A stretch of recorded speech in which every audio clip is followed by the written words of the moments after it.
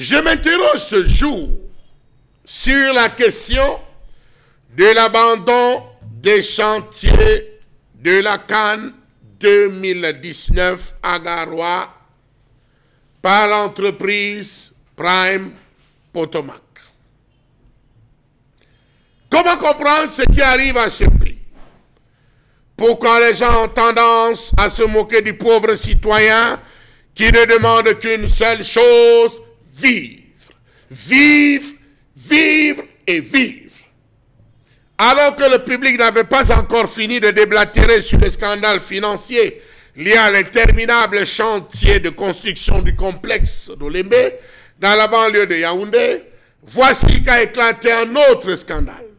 Alors qu'on attend toujours la reprise des travaux du complexe sportif d'Olembe par McGill, annoncé par le ministre des Sports et de l'Éducation physique, le lundi 16 janvier 2023, comme annoncé, l'on a appris que les chantiers de la CAN dans les sites de Garoua sont également à l'abandon par la voix du ministre des Sports.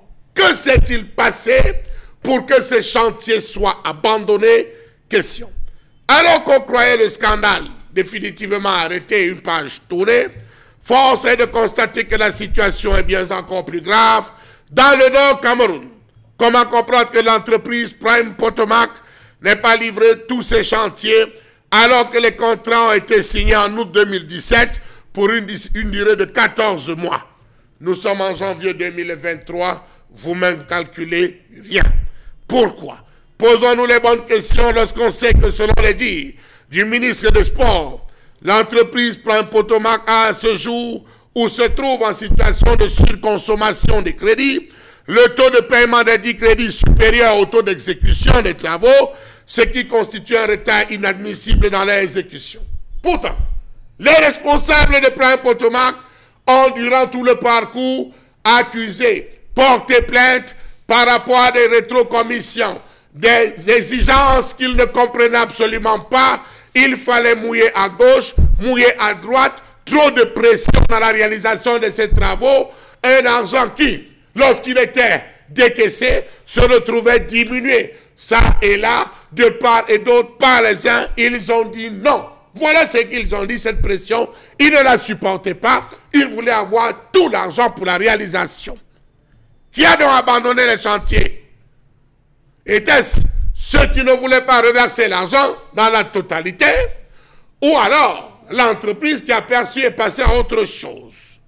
Comment comprendre que dès les premières heures où il y a eu ces problèmes, on n'a pas eu des cris, des voix ne se sont pas élevées pour dire, au vu des rétrocommissions, au vu de l'exigence des pots de vin, nous marquons un arrêt et on s'arrête là après ce type de déclaration.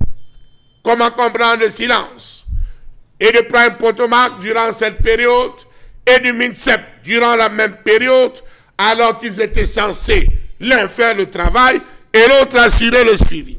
Savez-vous que la dernière sommation remontant au mois d'avril 2022 à l'endroit de Prime Potomac avait fait l'objet, il faut le dire, des responsables par une croix où on avait dit, tant qu'on ne va pas arrêter, on veut l'argent pour finir, l'argent dans sa totalité.